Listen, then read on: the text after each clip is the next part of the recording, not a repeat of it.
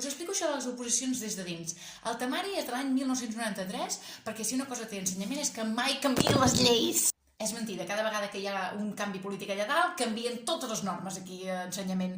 Que si ara posem competències, ara posem continguts, ara posem objectius, ara posem capacitats, ara posem aire condicionat. Això no, això tothom està d'acord que no ho posen.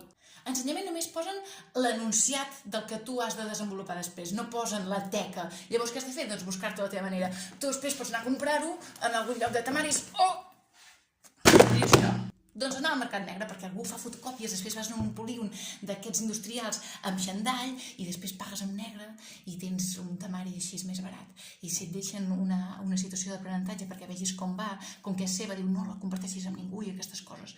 És una cosa espectacular, vull dir, pateixes més tu que no pas el camell del costat que té 43 denúncies, està fitxat per la policia i avui, mentre estava venent cocaïna, s'ha equivocat i s'ha posat una armilla reflectant. I com saps el que has de fer? Doncs des del departament en algun moment donen informació, però ningú entén mai aquesta informació, d'acord? Però perquè mai és així, vull dir, no saps les escoles on has d'anar, no saps... Llavors algú es dedica a fer traducció del que hi ha dins la web d'ensenyament. Normalment són sindicats. I després, si no ho entens, el que has de fer és anar a Facebook. Facebook és l'eina dels mestres per saber les coses. Fotòleg se n'ha escapat, però pels pèls, Després que sí, competències digitals a l'aula, que ara es veu que han invertit un piló de diners per tablets i coses d'aquestes, però no en personal. O sigui que si el teu fill té autisme, doncs guaita, té una tablet, companys.